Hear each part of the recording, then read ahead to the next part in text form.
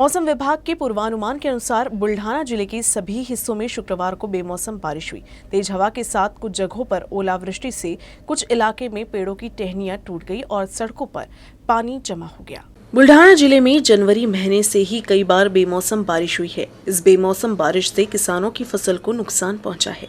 मौसम विभाग ने अप्रैल के महीने में भी बेमौसम बारिश की संभावना जताई थी। 7 फरवरी को जिले में बेमौसम बारिश की भविष्यवाणी की गई थी। इस पूर्वानुमान के अनुसार शुक्रवार को बुल्ढाना में शाम को ओलावृष्टि के साथ 1 घंटे तक तेज बेमौसम बारिश हुई, जिससे मौसम ठंडा हो गया था।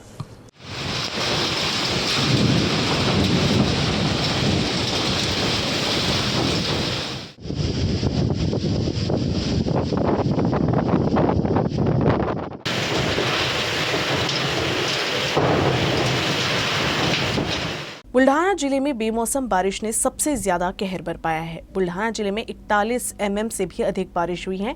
जिले के संग्रामपुर तहसील के काटेल गांव में तो एक घर की दीवार ढहने से 2 साल की मासूम बच्ची की मौत हो गई, जबकि उसके साथ रही दूसरी बच्ची गंभीर रूप से जख्मी हुई है। संग्रामपुर तहसील के काटेल में बारिश और तेज आंधियों ने जबरदस्त कहर बरपाया है।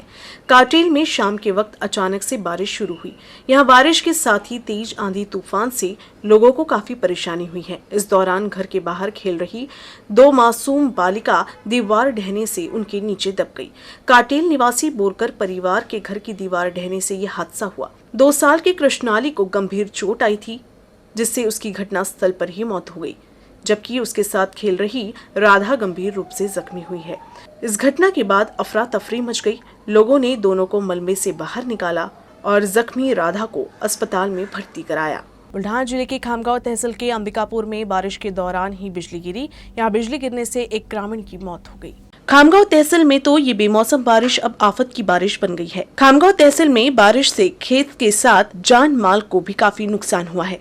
अंबिकापुर में खेत में काम कर रहे एक किसान की बिजली गिरने से मौत हो गई। मृत किसान गोपाल कलवे चितौड़ा गांव का रहने वाला था। वो खेत में काम कर रहा था, तभी अचानक से बारिश शुरू हो गई और बिजली गिरने से उसकी मौत हो गई। इस घटना के बाद अन्य किसानों ने ही प्रशासन को इसकी जानकारी दी, जिसके बाद मृत का शव पोस्टमार्टम के लिए भेजा गया है। आज सकाळपासूनच वातावरण खराब असल्यामुळे आमचे जवळ गोपाल महादेव कवडे हे शेतामध्ये हरभऱ्याचं कुटार झाकण्याकरता तिथं गेले आणि दुपारी 12:30 नंतर गेल्यानंतर अचानक वातावरणात बदल झाला आणि बदल झाल्यानंतर विजांचा गडगडाट सुरू झाला आणि विजांचा गडगडाट सुरू झाल्यामुळे ते झाडाच्या तिथं शेतामध्ये खोली आहे, त्या खोलीजवळ उभे होते. उभे असताना अचानक वीज कडाडली आणि या विजेमध्ये त्यांचा देहांत मृत्यू झाला आहे आणि त्यांच्या पिच्छात त्यांना एक भाऊ, आई आणि पत्नी आणि त्यांना एक मुलगा आणि एक मुलगी आहे. शासनाने याच्या आधी आम्हाला काही मदत दिली नाही. शेतीचं खूप मोठ्या प्रमाणात नुकसान झालेलं आहे, पण त्यांना सरकारने काहीतरी मदत करावी हे आमची आग्रहाची विनंती आहे। बुल्ढाना जिले के खामगांव तहसील में शुक्रवार को बेमौसम बारिश हुई। इस दौरान पलाशी खुर्द में बिजली की चपेट में आने से 7 बकरियों की मौत हो गई, जबकि फसल को भी काफी नुकसान हुआ है। बुल्ढाना जिले में अप्रैल के महीने में हो रही बेमौसम बारिश अब परेशानी का कारण बन गई है। जिले में कई जगह बारिश के साथ ही बिजली गिरने से काफी नुकसान हुआ है। खामगांव तहसील के आंबेटाकली में बारिश से फसल को तो नुकसान हुआ है, जिससे किसानों की पूरी मेहनत पर पानी फिर गया है। वहीं पलशी खुर्द गांव में एक किसान के खेत में बिजली गिरने से 7 बकरी की मौत हो गई। गांव के ही 3 किसानों की बकरी की बिजली गिरने से मौत होने से 3 किसानों को काफी नुकसान हुआ है। गर्मी के मौसम में अचानक से मौसम में बदलाव आया है। अकोला जिले में बारिश से लोगों को गर्मी से राहत तो मिली है, लेकिन इस बारिश से काफी नुकसान हुआ है। शुक्रवार 7 अप्रैल की दोपहर अचानक बदले मौसम के कारण बेमौसम बारिश हुई, जिससे शहर के नागरिक और व्यवसायियों में दहशत फैल गई। ग्रामीण क्षेत्रों में किसानों को भारी नुकसान हुआ है। तूफानी हवाओं के साथ आई इस बारिश से सड़कों पर दुकान लगाने वाले छोटे व्यापारियों का सामान भीग गया है। मार्च की शुरुआत के साथ साथ 17, 18, 19 मार्च और 1 अप्रैल को बारिश हुई थी। क्षेत्रीय मौसम विभाग नागपुर से प्राप्त संदेश के अनुसार 8 अप्रैल शनिवार को अकोला जिले में बिजली गिरने के साथ बारिश की संभावना है।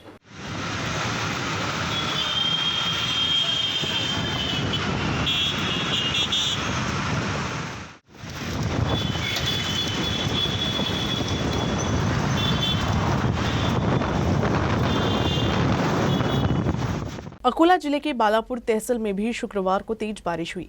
इससे ग्रामीण क्षेत्र में फसलों को भारी नुकसान हुआ है। दोपहर होते होते अचानक बिजली कड़की और आंधी तूफान के साथ तेज बारिश भी हुई। इस बेमौसम बारिश से गेहूं, आम, नींबू, संतरे, प्याज की फसल को भारी नुकसान हुआ है।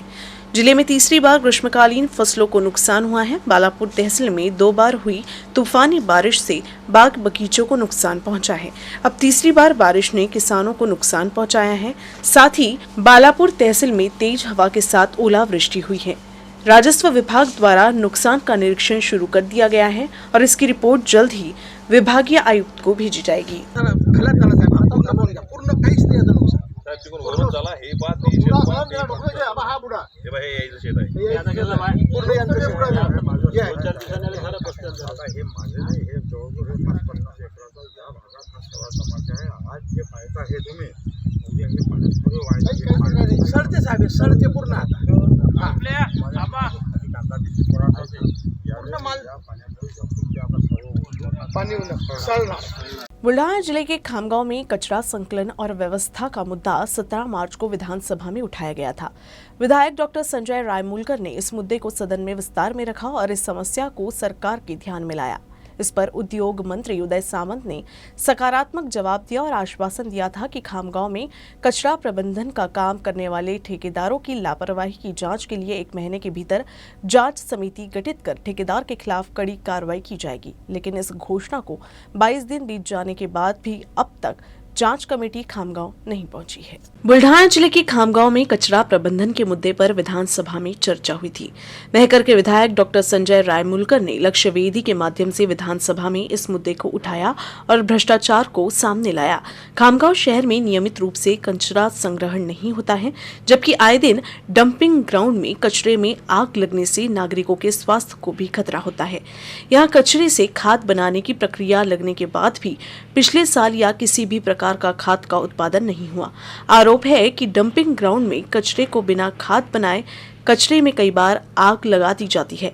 डॉक्टर रायमुलकर ने सदन में इस मुद्दे को रखते हुए कचरा प्रबंधन की समस्या के लिए शहर के ठेकेदार को जिम्मेदार ठहराया था।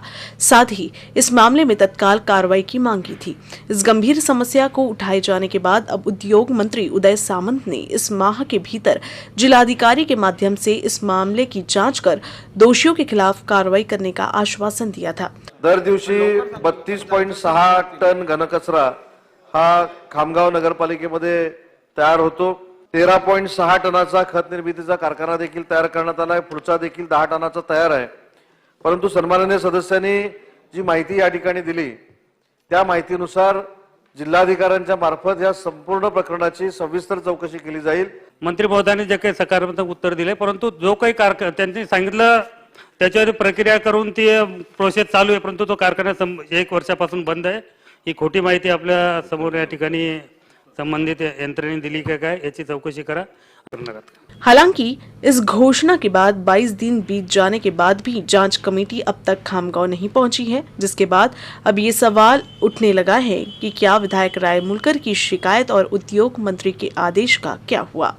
Faheem Deshmukh, UCN news, Buldhana. Generic दवाइयां अन्य दवा की तुलना में करीब 50 से 90% सस्ती हैं। बुल्ढाना जिले में जेनेरिक दवाइयों की 28 दुकानें हैं। अब डॉक्टरों से भी मरीजों को जेनेरिक दवाई देने की अपील की जा रही है। बुल्ढाना जिले में कोरोना संकट काल के बाद दवा की अन्य दुकानों के साथ ही जेनेरिक दवा की दुकानें भी बढ़ गई हैं। जिले में जेनेरिक दवा की बिक्री करने वाले 28 दुकान हैं।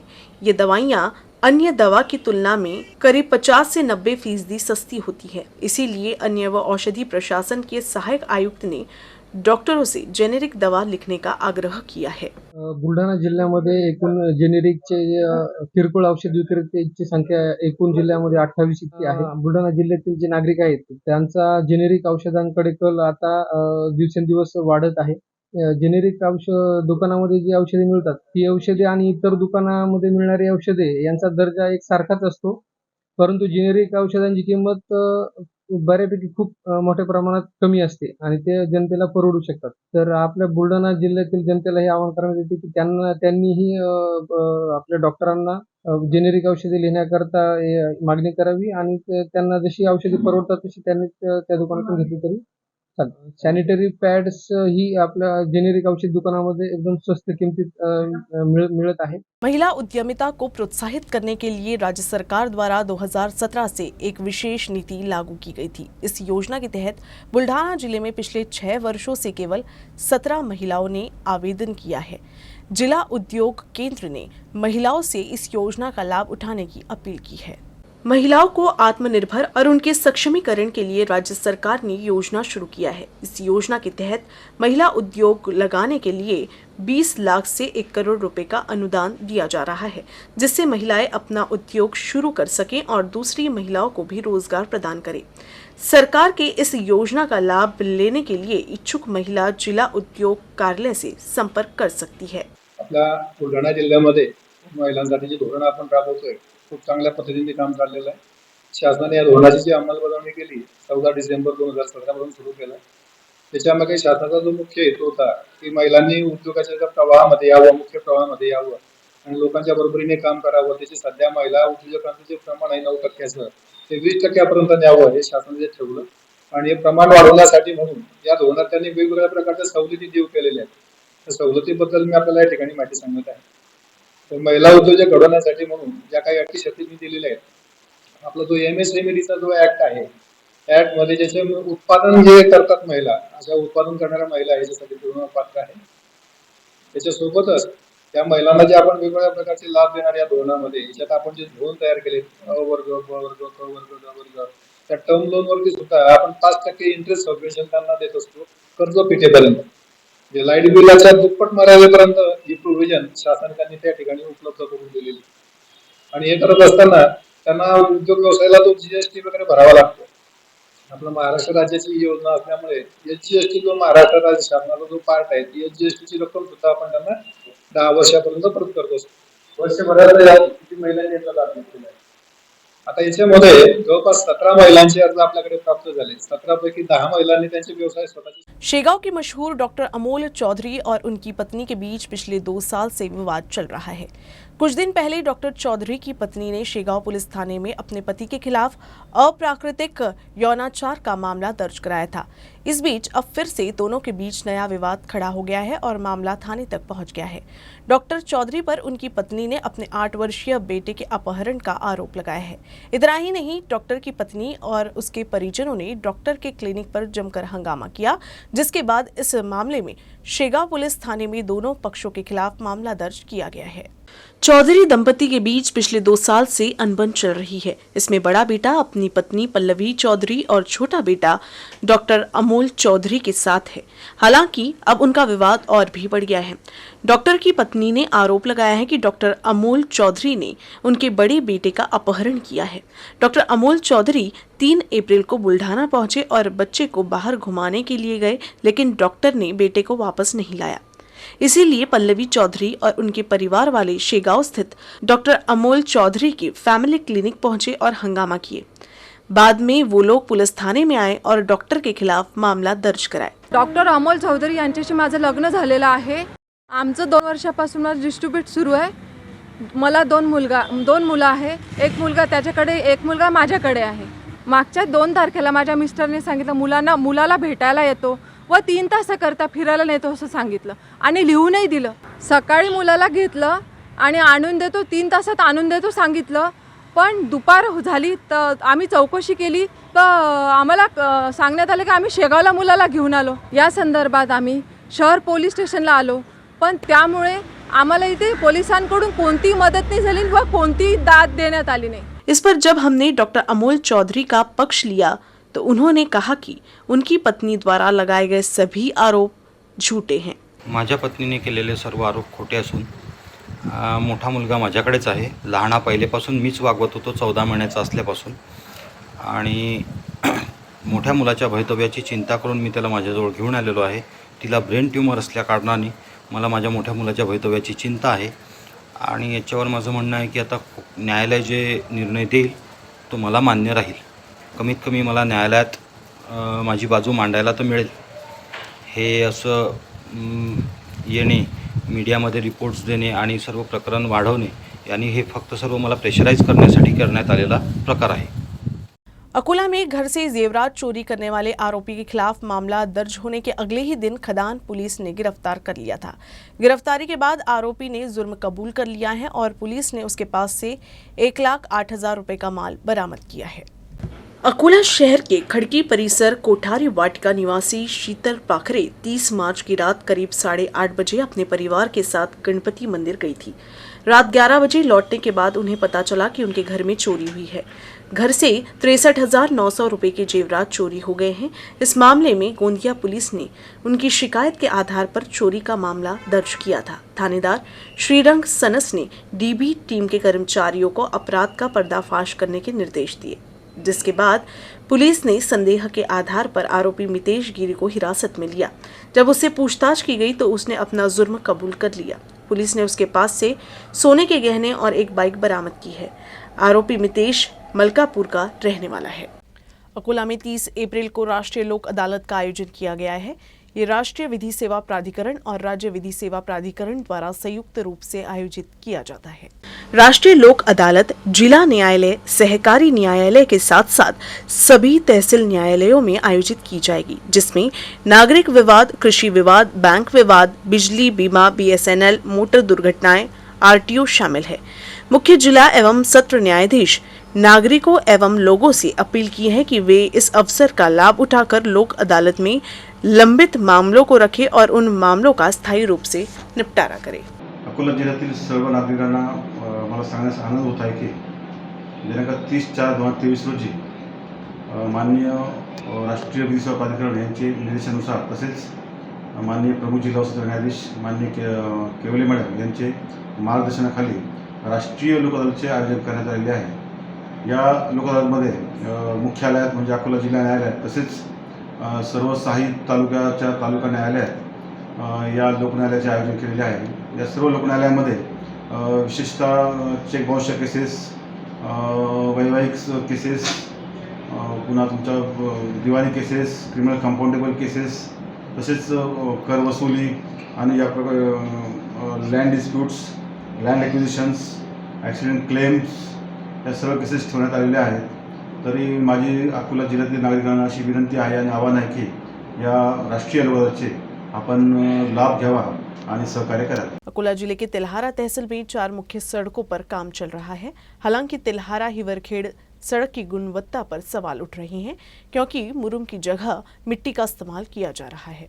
तिल्हारा शहर तक पहुंचने के लिए 4 मुख्य सड़कें हैं। वरवंट तिल्हारा, हिवरखेड़ तिल्हारा, वाणी वारुला तिल्हारा, ऐसी 4 सड़कें हैं। हिवरखेड़ तिल्हारा को छोड़कर तीनों सड़कों पर 2 से 2.5 फीट की खुदाई की गई है, जिसे मुरुम डालकर भरा जा रहा है। लेकिन हिवरखेड़ तिल्हारा सड़क शुरू से ही घटिया स्तर की बनी रही और इस सड़क का काम पिछले साल से शुरू किया गया था। संबंधित ठेकेदार ने सड़क के किनारे की डामर की परत को JCB से ही साफ किया और उस तरफ की जमीन में मात्र 6 इंच पीली मिट्टी है। बेमौसम बारिश के कारण सड़कों पर बड़े पैमाने पर कीचड़ हो गया है। स्थानीय नागरिक मांग कर रहे हैं कि संबंधित तंत्र इस बात पर ध्यान दे कि सड़क के काम में मुरुम की जगह मिट्टी का प्रयोग किया जा रहा है। न्यूज रूम से बस इतना ही। खबरों का सिलसिला यूं ही चलता रहेगा। अब देखते रहिएगा UCN न्यूज अकोला।